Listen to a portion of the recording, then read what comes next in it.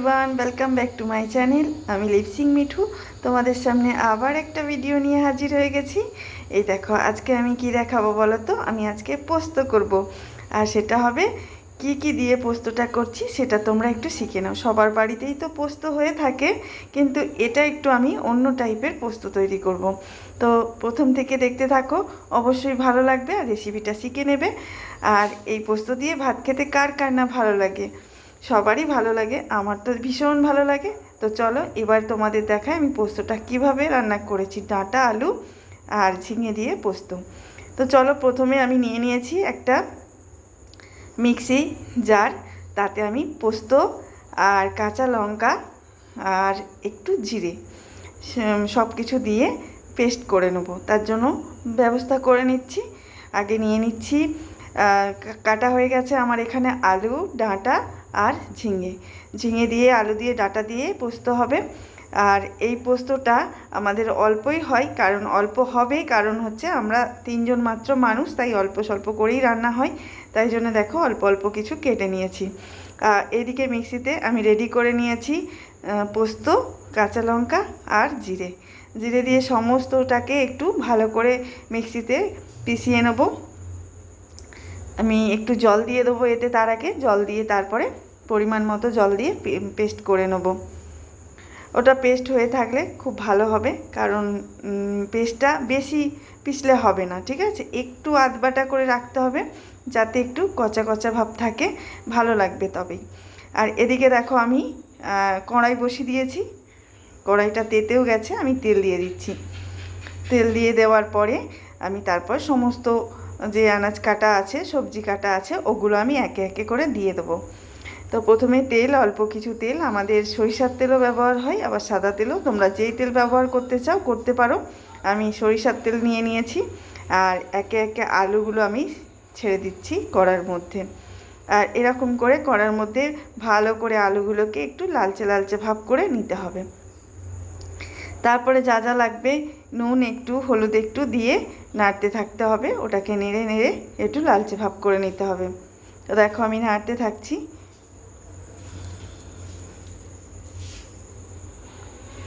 তারপরে আমি কি করব, এগুলো ভালো করে ভাজা হয়ে গেলে আর যে সবজিগুলো কাটা আছে ওগুলো একে একে দিয়ে দেবো এর মধ্যে।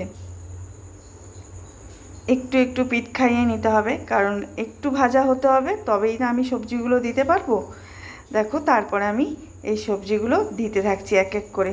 ঝিঙেটা একটু ভালো করে নেড়ে নিতে হবে, কারণ ঝিঙে একটু হালচিনি গন্ধ ওঠে, মানে একটু সবুজ সবুজ গন্ধ ওঠে, তাই জন্য এটাকে একটু ভালো করে নেড়ে নিলে তাহলে আর গন্ধটা উঠবে না। শুধুমাত্র আমরা সবজিটাকে ভালো করে নেড়ে নিয়ে তারপরে আমি কিন্তু পোস্তর ব্যাপারটা তোমাদের দেখাবো সমস্তটাই। পোস্তটা কিন্তু আমি এখন দেবো না।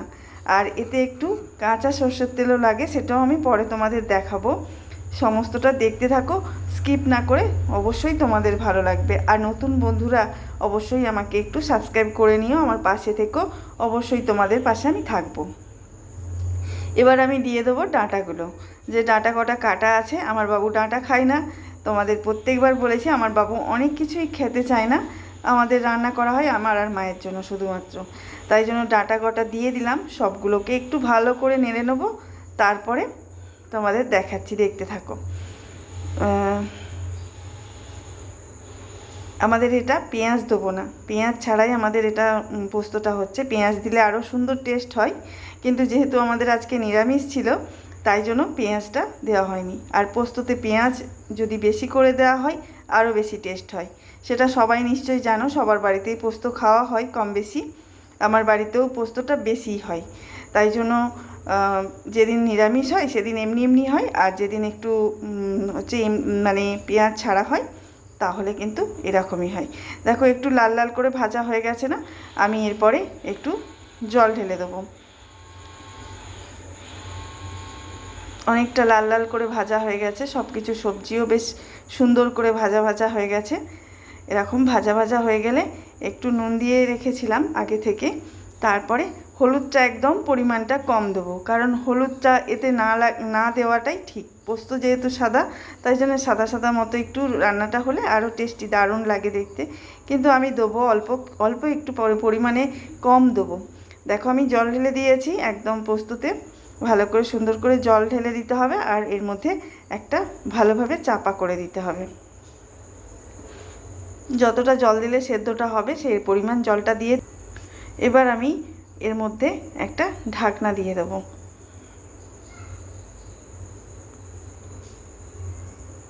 পরিমাণ মতো নুন পড়ে গেল।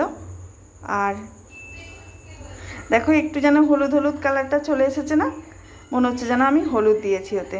দেখো আমি এই মাত্র হলুদটা এর মধ্যে দিলাম, হলুদটা দিয়ে নেড়ে নিয়েছি। নেড়ে এর মধ্যে ঢাকা দিয়ে দেবো একটা ঢাকনা। তারপর সমস্তটাই একটু একটু সেদ্ধ সেদ্ধ হয়ে যাবে। তারপরে আমি যে উপকরণগুলো দেবো, যেভাবে দেবো সেভাবে একটু তোমরা ভালো করে দেখে নিও, তাহলে তোমরাও বাড়িতে করতে পারবে এরকম।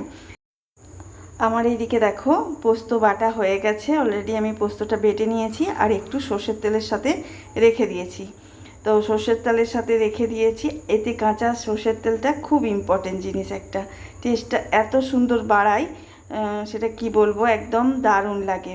তো দেখো আমি পোস্ত বাটাটা রেখে দিয়েছি। আমার এটা সেদ্ধ হয়ে গেলেই, মানে সবজিগুলো সেদ্ধ হয়ে গেলেই আমি পোস্ত বাটাটা ওর মধ্যে দিয়ে দেবো, অ্যাড করে দেবো। তো আমার অলরেডি সেদ্ধ হয়ে গেছে প্রায়, হয়তো হবে, আমি খুলে একটু দেখে নেবো তবুও যে ঠিকঠাক হয়েছে কি না। তো দেখো অনেকটা জলটা কমেও গেছে, আবার অনেকটা সেদ্ধও হয়ে গেছে।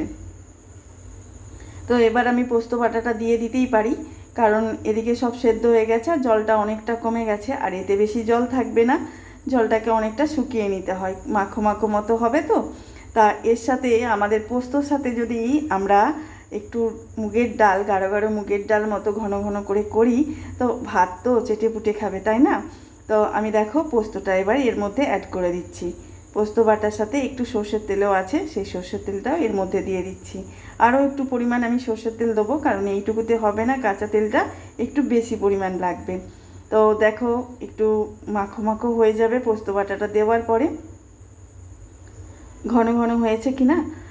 তো এবার আমার ডাঁটা সেদ্ধ হয়ে গেছে, ঝিঙে সেদ্ধ হয়ে গেছে, সব কিছু সেদ্ধ হয়ে গেছে আর আমার বেশ ঘন ঘন মতো হয়ে গেছে অনেকটা।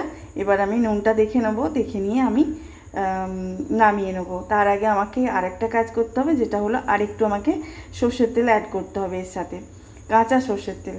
এই দেখো আমি সর্ষের তেলটা নিয়ে নিয়েছি, একটা চামচে করে 2 স্পুন দিয়ে দেবো আমি। 2 স্পুন টেবিল চামচ হচ্ছে সরিষার তেল ওতে অ্যাড করে দিলাম। দেখো কালারটা কত সুন্দর এসেছে না। এভাবেই পোস্তটা আমি সুন্দর করে করে ফেললাম। তো আমি যে কোনো রান্নাই করি না কেন একটু মনোযোগে করি, কারণ খাবার জিনিসটা একটু সুন্দর করেই করতে হয়, কারণ খাবার যোগ্য যেন হয়ে থাকে। তাই জন্য পোস্তটাও করলাম, একটু ভিডিও করলাম, তোমাদের সাথে শেয়ার করলাম। তোমরাও যদি বাড়িতে এরকম করে না পোস্ত তৈরি করে থাকো, অবশ্যই তোমরা বাড়িতে একটু ট্রাই করো, এরকম পোস্ত দারুণ খেতে লাগে। এটা হলো আমার মা শিখিয়েছে আমাকে এই পোস্ত করাটা। তাই জন্য আমি যখন থেকে মা আমাকে এই পোস্ত করাটা শিখিয়েছে, অল্প দেখো একটু মিষ্টি দিয়ে দিতে হবে, সামান্য কিছুটা মিষ্টি দিয়ে আমি আবার রেখে দিলাম। তো মিষ্টিটা না দিলে বেশ টেস্টি হয় না, তাই আমাদের যে কোনো রান্নাতে একটু অল্প মিষ্টি খাই, তাই জন্য একটু মিষ্টি অ্যাড করে দিলাম। দেখো সাদা সাদা মতো হয়েছে না পোস্তটা, একটু হলুদ হলুদ একটু সাদা সাদা, কত সুন্দর লাগছে কালারটা। এবার আমি একটা জায়গায় করে পোস্তটাকে নামিয়ে নেব। দেখো জায়গা রেডি, আমি এবার পোস্তটা নামাবো।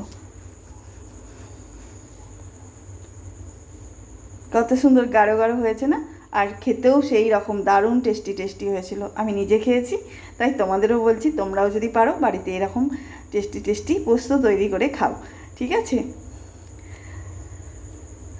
আর এর সাথে তোমরা ঘন ঘন একটু ডাল করে খাবে, তো আরও দারুণ লাগবে। আমাদের হয়েছে, সেটা আমি শেয়ার করলাম না।